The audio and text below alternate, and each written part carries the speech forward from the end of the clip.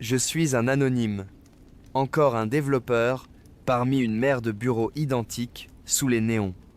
Je travaille dans l'informatique pour une entreprise logistique sans éclat particulier.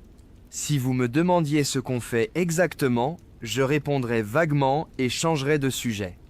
Ce qui compte, c'est ceci. Nos systèmes permettent aux frais de circuler sur les autoroutes. Tant que rien ne plante, mon salaire tombe à temps. Le poste est parfait, stimulant intellectuellement sans être écrasant. Suffisamment de défis pour rester vif, pas assez de chaos pour perdre le sommeil. L'équipe est solide, principalement des gars, des jeunes fraîchement sortis de l'université, qui voient le code comme de la magie aux vétérans comme Brian. Brian est un de nos architectes seniors. Il est là depuis l'époque où les serveurs occupaient l'espace d'un frigo et fonctionnaient avec, disons, de l'ingéniosité douteuse. Il a tout vu et garde ce regard éternellement impassible. Rien ne le perturbe. Notre patron direct est monsieur Millward, un manager à l'ancienne, probablement dans la fin de la cinquantaine, portant toujours le même type de chemise et communiquant surtout par grognement et email succincts. Millward se fiche de vos sentiments, de votre développement personnel aussi. Deux choses l'intéressent, du code propre et respecter les délais. Si vous livrez là-dessus, vous pouvez arriver déguisé en clown, il ne dira rien. Ici, c'est la méritocratie. Bon travail, liberté. Une erreur, on vous le fera savoir. La politique interne est minime. Nous sommes dans notre bulle de serveurs, base de données et tickets de bugs. Le reste de l'entreprise nous laisse tranquilles, nous considérant comme des magiciens qui parlent en binaire. La vie est stable, prévisible, confortablement ennuyeuse. C'était notre quotidien depuis des années. Jusqu'au jour où un email est arrivé.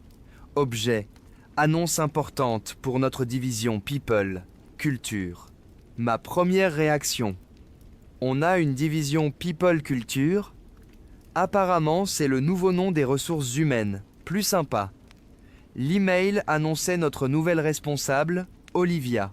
Il y avait une photo professionnelle. Jeune, fin vingtaine, sourire enthousiaste et trop parfait. Celui qu'on voit chez les RH ou les leaders de secte.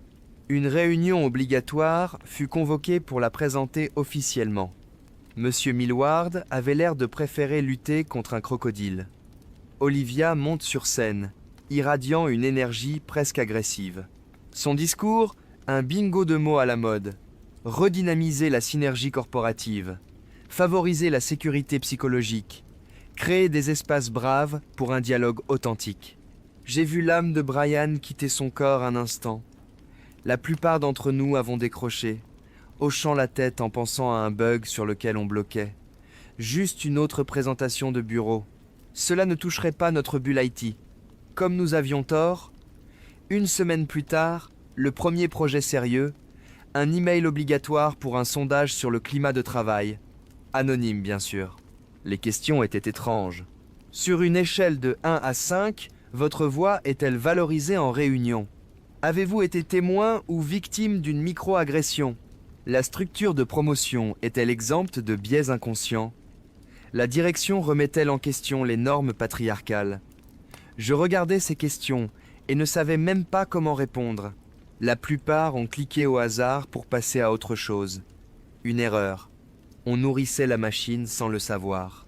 Quelques semaines plus tard, un autre rassemblement obligatoire. Olivia, sur scène, avec des graphiques. Elle commence par louer notre courage pour l'honnêteté du sondage. Puis, la bombe. Les données montrent une culture toxique systémique et une masculinité toxique non traitée, surtout dans les départements masculins. Les regards se tournent vers nous. Un nuage de mots condescendant, intimidant, boys club, arrogant. Nous sommes juste des geeks silencieux. Le gars le plus intimidant est Brian, et seulement parce qu'il peut tuer un homme avec un soupir de déception. Aucune preuve, aucune situation concrète, juste des accusations vagues basées sur un sondage rempli en 5 minutes. Les gars de l'équipe bouillonnaient. Monsieur Millward, bras croisés, mâchoire crispée, semblait sur le point de craquer. Olivia avait une solution. Le lendemain, Email la déclaration de guerre. RIMAS, un programme obligatoire pour les hommes. REMAS, Responsible Mail Allyship and Support, 4 heures, une fois par mois, obligatoire pour les hommes. Objectif, comprendre le privilège masculin, identifier et démanteler les comportements toxiques, apprendre à se désengager pour amplifier les voix marginalisées, et développer un cadre d'excuses et de réparation. Littéralement, une session d'excuses. 4 heures pour nous dire qu'on est mauvais à cause de notre naissance et ensuite s'excuser. Participation obligatoire et reflétée dans l'évaluation annuelle. Le bureau s'est tu. Puis les chuchotements, hommes se regroupant autour de la machine, à café, colère silencieuse. Nous étions ciblés, présumés coupables. Une douzaine d'entre nous sont allés voir Monsieur Millward. Nous étions furieux. Discriminatoire, injuste, légal, Millward soupire, fatigué, vieux. Il est d'accord. Tout cela est une perte de temps et insultant. Il a parlé à son VP, mais ce dernier avait engagé Olivia et soutenait sa vision. Ordre venu d'en haut. Conformité obligatoire. Je ne peux pas arrêter ça, dit-il. Nous repartons vaincus. Notre patron respecté est impuissant. L'ambiance descend dans la semaine qui suit. Productivité en baisse, pas de blague, juste une rage silencieuse. La première session est prévue un vendredi matin dans 2 semaines. Lors de la pause déjeuner, la veille de la session, certains jeunes planifient de riposter avec logique et statistique. Brian, mangeant tranquillement son sandwich, intervient. Stop. Une seule phrase, mais qui coupe le bruit. Vous croyez pouvoir argumenter avec elle ? Vous jouez aux échecs avec un pigeon. Il renverse les pièces, fait ses besoins et retourne à son groupe crier victoire. Tout s'éclaircit. Il continue. Vous ne pouvez pas gagner en jouant son jeu.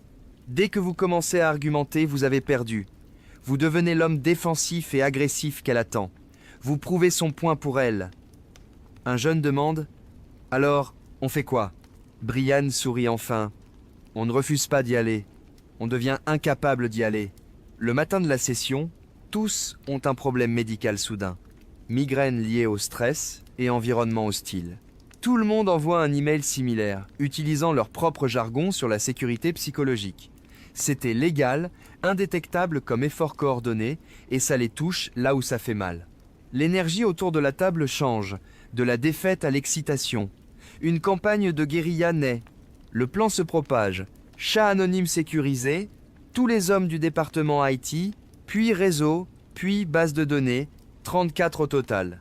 Le jour J, 8, chacun envoie son email, silence total au bureau, solidarité totale, synchronisation parfaite. Les jours précédant la session, l'attente est tendue, mélange de peur et d'adrénaline. La veille, dernière vérification du chat. Tous en ligne, message final. Rendez-vous de l'autre côté, 8 heures, go. Le lendemain matin, réveil à 7h30. Mon appartement est silencieux. Habituellement, je me précipiterais pour préparer ma routine et prendre le bus, mais aujourd'hui, il n'y a rien à faire que d'exécuter une seule tâche critique à 8-0. Café en main, main légèrement tremblante. Absurdement nerveux comme un soldat avant la bataille. Mais la bataille, c'est juste envoyer un email, puis retourner au lit. À 7h55, je m'assois devant mon ordinateur. L'email est prêt, enregistré dans les brouillons. Le chat sécurisé ouvert sur le second écran. Un par un, les 33 autres gars apparaissent en ligne. Les pastilles vertes se multiplient, silence total. Nous attendons tous, surveillant l'horloge. 7h59. Mon cœur bat à tout rompre. Point de non-retour. 8-0 pile. Je clique sur « Envoyer ». Instantanément, le chat explose, non pas de mots, mais d'un seul caractère répété. Un simple emoji de checkmark. Cascade digitale. En 30 secondes, nous sommes tous confirmés. L'aigle a atterri, comme disait Brian. L'admin envoie le dernier message. Go dark, ne répondez pas aux appels. Ne consultez pas vos mails professionnels. Malade, aujourd'hui. On ne parle ici qu'ici. Bonne chance. Silence à nouveau. Je ferme mon ordinateur. Mon téléphone pro reste silencieux. Efface contre table. Le travail est fait. Étrange sensation. Malade, mais bien. La journée entière devant moi. Mais impossible de vraiment me détendre. Je tente de regarder des films, mais l'esprit reste accroché à ce qui se passe au bureau. Est-ce que ça marche? Quelqu'un a-t-il rompu la coordination? Une équipe SWAT va-t-elle débarquer pour mutinerie corporative? Les événements qui suivent sont reconstitués grâce aux sources internes et aux détails subtils que M. Millward a laissé filer. La journée commence normalement pour les autres. Olivia est enjouée, portant une boîte de donuts pour sa session révolutionnaire. Sa présentation est prête, la salle de conférence préparée. Elle s'attend à 34 hommes renfrognés, prêts à l'écouter. Mais la salle est vide. Sa première réaction, irritation. Elle pense qu'ils font exprès d'arriver en retard. À 9-0, toujours personne. L'irritation devient confusion.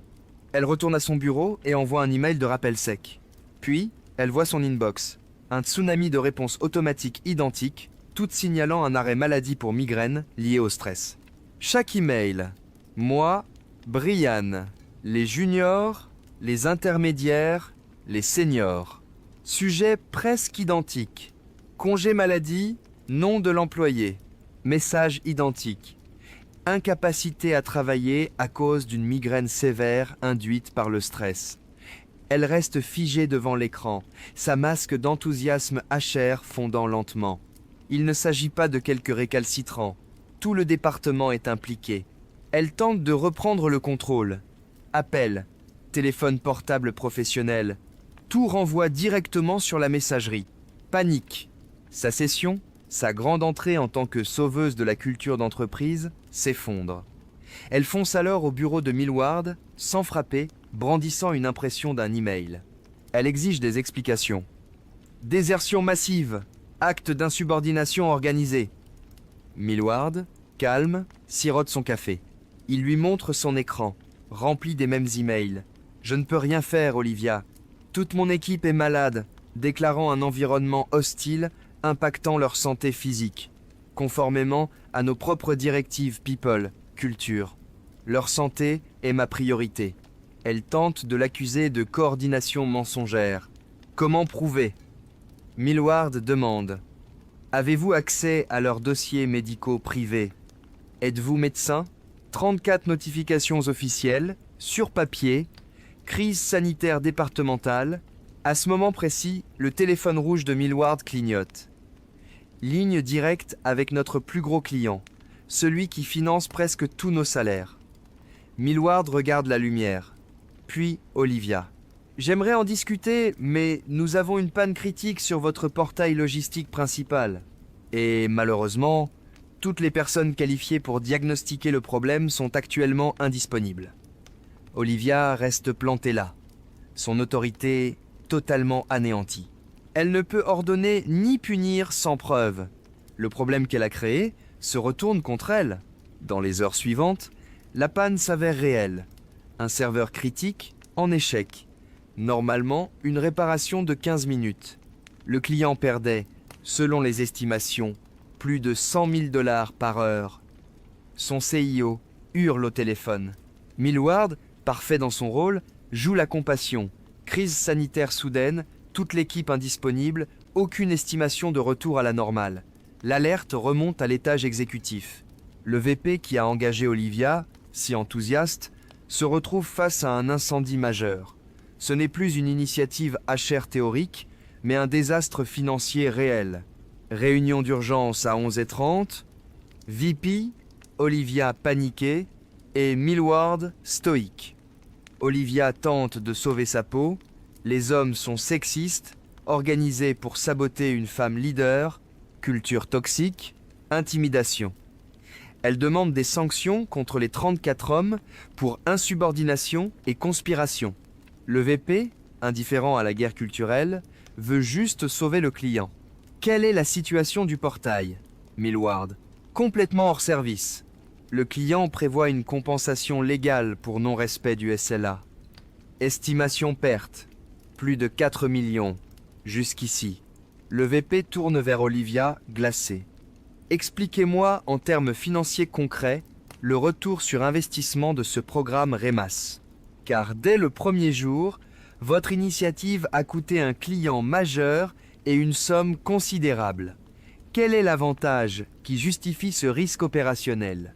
Olivia reste sans réponse, incapable de parler leur langage. Son monde basé sur privilèges et systèmes, pas profit et perte. Elle tente d'aligner sur santé culturelle et rétention des employés. Le VP l'interrompt. « Millward, que vous faut-il pour remettre le système en ligne ?» Réponse simple. « Mon équipe. Et pour revenir au travail, un environnement sans blâme collectif ni formations accusatoires obligatoires. La menace de ce programme doit disparaître. » Échec complet pour Olivia. Le VP choisit son camp. Soutenir une RH problématique ou 34 techniciens essentiels. Le choix est clair. 13-15. Nouveau courriel à toute l'entreprise du bureau du VP. Le programme est suspendu. Examen approfondi. Recalibrage. Les termes corporate. Engagement passionné. Recalibrage. Initiative suspendue. Tout le monde comprend. Les sessions d'excuses sont annulées. Victoire totale. Dans le chat sécurisé, une avalanche de messages de joie et de soulagement. Les conséquences pour Olivia furent rapides et cruelles, mais pas d'un licenciement direct. Trop propre, trop risqué légalement. Elle subit une neutralisation publique, un sort pire que le renvoi. Son titre fut changé. Elle n'était plus responsable People, Culture. Nouveau poste inutile. Directrice des processus administratifs et de la documentation ou quelque chose d'équivalent. Ses responsabilités stratégiques furent retirées. Ses grands projets suspendus indéfiniment. Son rôle se limitait à superviser les politiques de congé et vérifier les formulaires de paie. Elle fut reléguée dans un petit bureau, oubliée de tous. Fantôme du département RH. Son autorité, son pouvoir, sa raison d'être en entreprise avaient été retirés chirurgicalement. Chaque fois que nous la croisions dans le couloir, elle fixait le sol, pâle, sans sourire. Son enthousiasme devenu arme était remplacé par une expression de défaite amère. L'humiliation publique était totale. Le lundi suivant, nous, les 34 hommes, revenons au bureau ensemble. Silence total. Tout le monde nous observe. Nos collègues non IT savent. Nous ne disons rien. Allons à nos bureaux. Nous connectons et commençons à rattraper le gigantesque backlog de tickets. Monsieur. Millward tient une brève réunion d'équipe, nous observe sans sourire ni félicitations, prend une gorgée de café et dit « Content de voir que tout le monde va mieux. Le client est furieux. Beaucoup de travail à faire. Au boulot. » Puis il se tourne vers son bureau, croise mon regard et fait un simple signe de tête presque imperceptible. Tout le message nécessaire était là. Vous avez pris un énorme risque. Vous avez contourné les règles intelligemment. Vous vous êtes défendu et vous avez gagné. Et maintenant, n'en parlons plus. L'équipe ne fut plus jamais la même après ça. Mieux qu'avant, camaraderie nouvelle, respect silencieux. Nous avions affronté un ennemi commun et en étions sortis unis et victorieux. Poussés dans un coin, accusés et condamnés sans procès, notre identité masculine était présentée comme un problème à résoudre. Nous ne pouvions pas riposter par des arguments, ni par la colère. Nous avons riposté par le silence, l'unité et une journée de congé coordonnée qui a mis à genoux une entreprise multimillionnaire. Nous n'avons jamais cherché la guerre. Nous voulions juste qu'on nous laisse faire notre travail. Et à la fin, c'est exactement ce que nous avons obtenu.